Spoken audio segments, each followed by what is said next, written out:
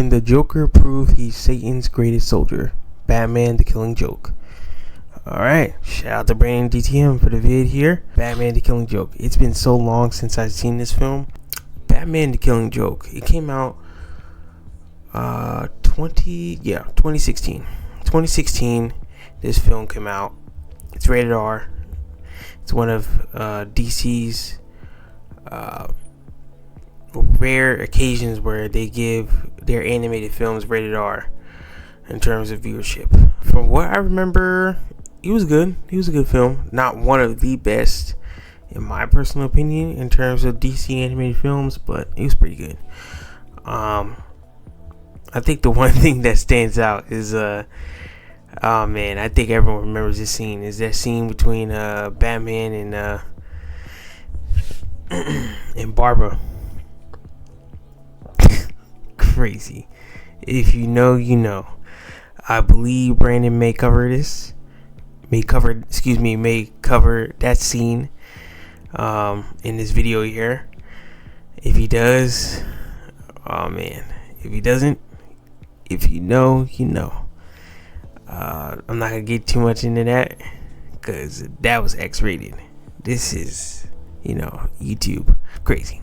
Just crazy. I'm not gonna get too much into this. We're gonna get right to the video. So without further ado, let's go ahead and check this video out. I bet. So the movie opens up with a narration from Barbara Gordon, sexy ass. Got her mommy milkers all up in the screen and shit. God. They knew exactly what they was doing with her design. She's built like a Coke bottle, bro. What the hell? And the fact that Nightwing gets hurt and Starfire just makes me hate that nigga even more, bro. Life is so unfair. So she's eavesdropping on her dad and Batman and peeps Gordon handing Bruce the Epstein files. And right away, Batman knew that man had to go. He looked at that shit for 2 seconds. I knew that nigga was a problem. There's a robbery underway and you already know Gotham's worst are on the case. GCPD is genuinely one of the worst police forces I have ever seen in Gotham police is terrible. They just can't catch a break too. They suck, bro. They are so bad at catching criminals. Oh my god, bro. Like, middle schoolers can do better than them.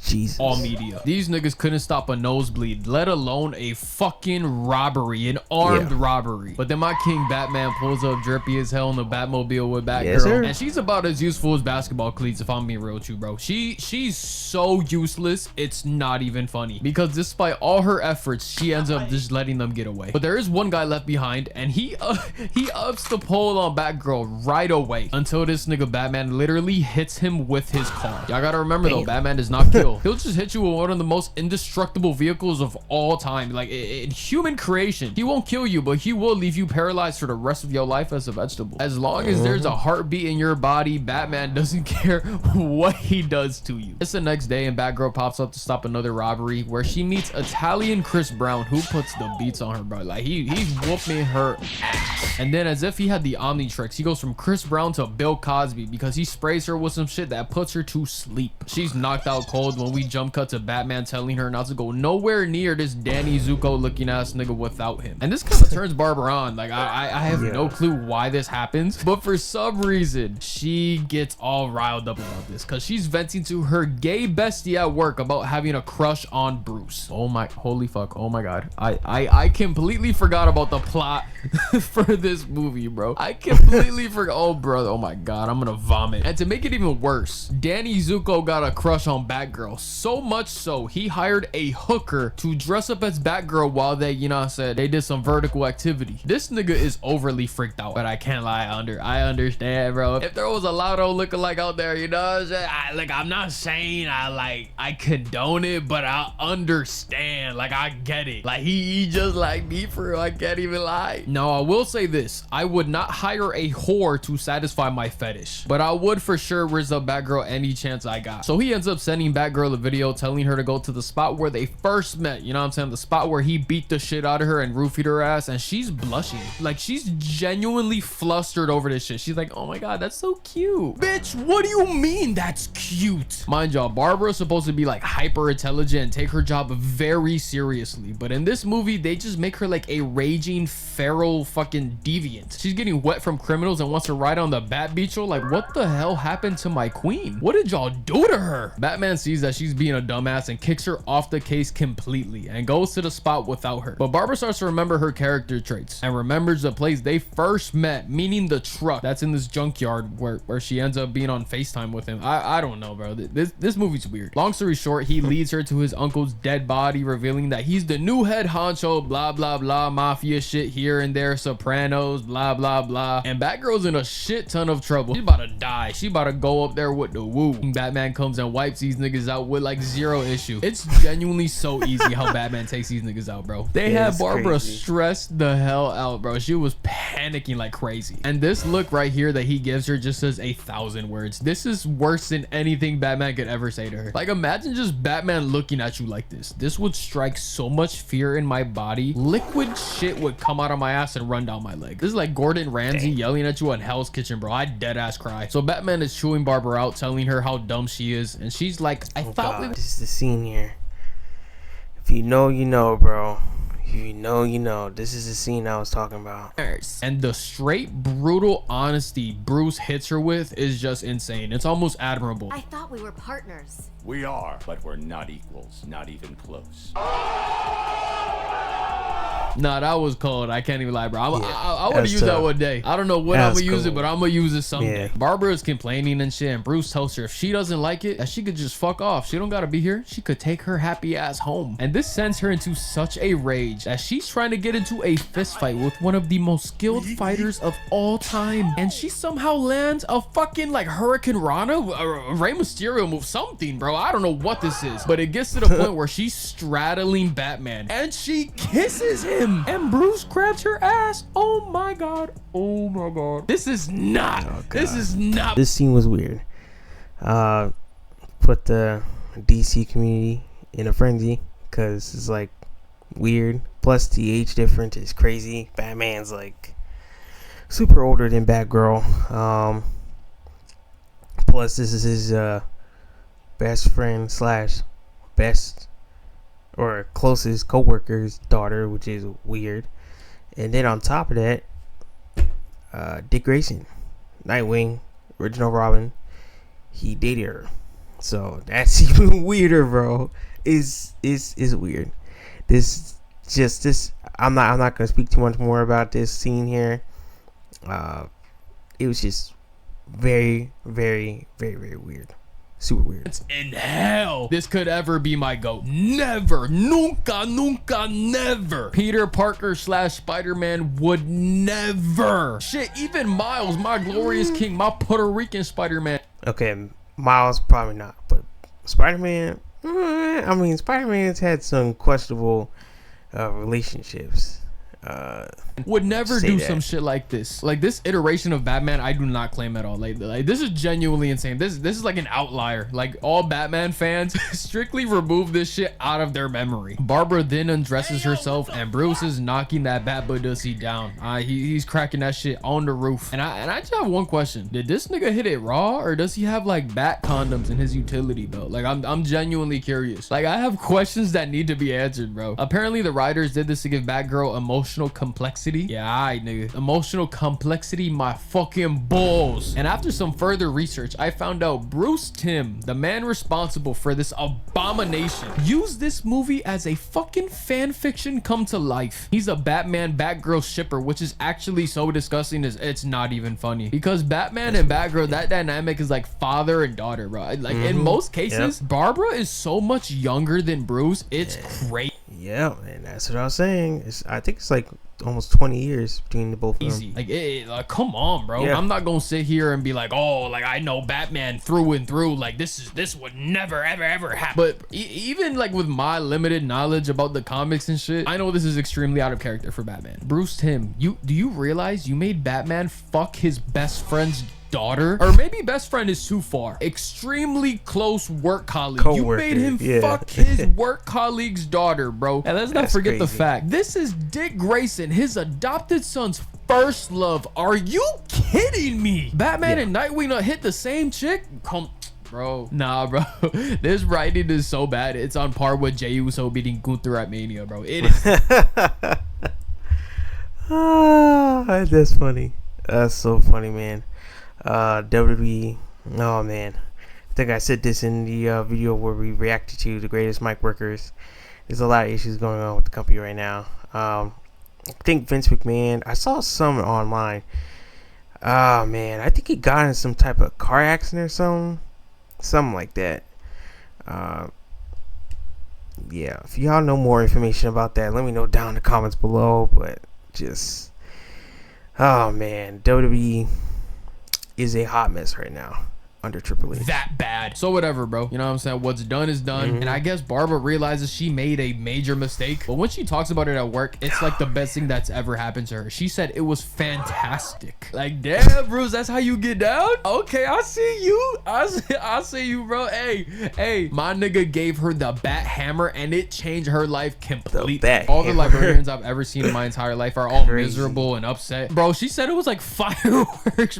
Nah, Bruce, you him. I can't lie, bro. Batman laid it down so good. He deadass got this girl calling him while he's out protecting the city, talking about some, what are we? Bitch, be so for real. Be so goddamn for real right now. This is literally the worst time to call him. He's hunting down the mafia and you're asking about like where you guys stand, right? Come on, bro. There's a time and a place. So Batman somehow gets ambushed by this Italian man with a bazooka and it is not looking good for Bruce. He's injured, he's hurt, but then out of nowhere, Batgirl comes to help and she's whooping this nigga's ass. Like, I'm talking about beating him within an inch of his life. She's absolutely wailing on him, bro. Like, Barbara, the sex was that good? It was that good?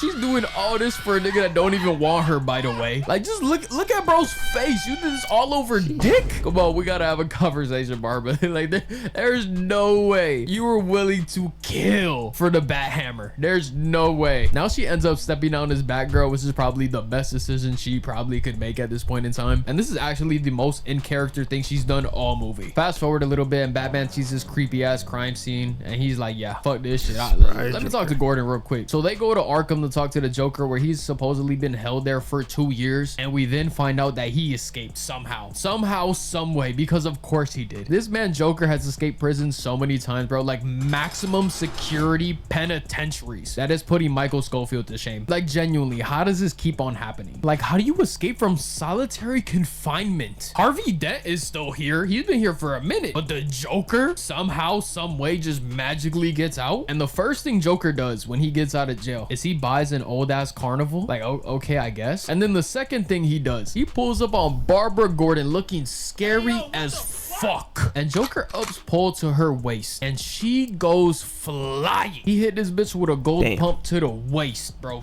Bro, flying like 10 feet. My poor Shayla, bro. She got done crazy as hell. The worst thing is her father, who is a damn cop, doesn't do a goddamn thing, doesn't do shit. And would y'all believe me if I told you this isn't even the worst thing that happens to Barbara in this scene? Hold my hand very tightly when I tell you this. The Joker diddies her. Like, he diddies her, bro. This is actually insane. This is bonkers, bro. You do the unspeakable to her, gang. That's come crazy. On, bro. And she gotta live the rest of her life.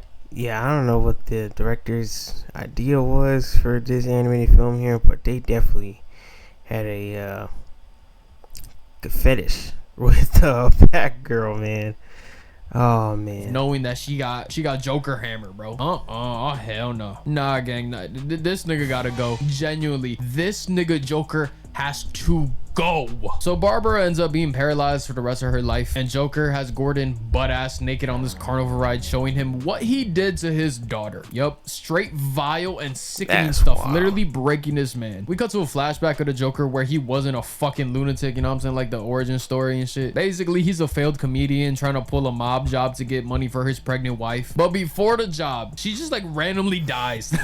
Like out of nowhere, she just randomly dies from like an electric fire, I think it is. And then to make the day even worse, he falls into a pit of acid where, you know what I'm saying, we get our Joker, and then we get the that was when he was the Red Hood. Yeah, before Jason Todd was Red Hood. For those who aren't DC, really, I said DC before. For those, let me just say, for those who are not like comic book fans who don't read the comic books, Joker was actually the original Red Hood before Jason Todd, and yeah, like Brandon had mentioned, that whole accident happened, and then he became the Joker. Yeah, that's about it.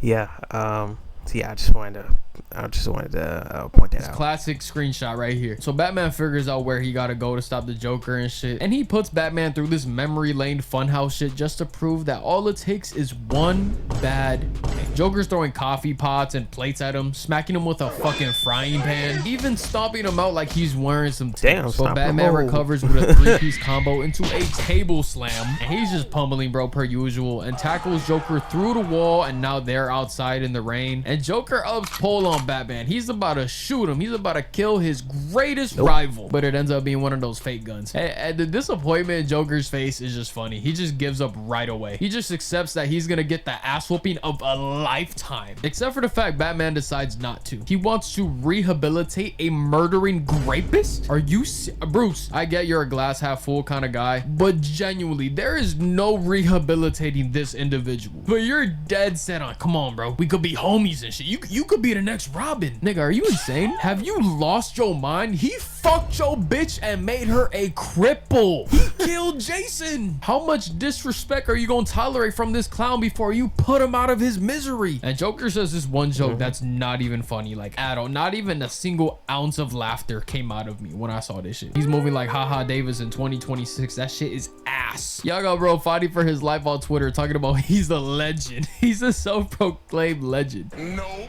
And somehow, some way, this joke ends up making Batman laugh, and he puts his hands on Joker's shoulders, and all of a sudden Joker just stops laughing, and it's only Batman. The screen fades to black and the movie ends. But yeah, that's the video, y'all. Hope y'all enjoyed.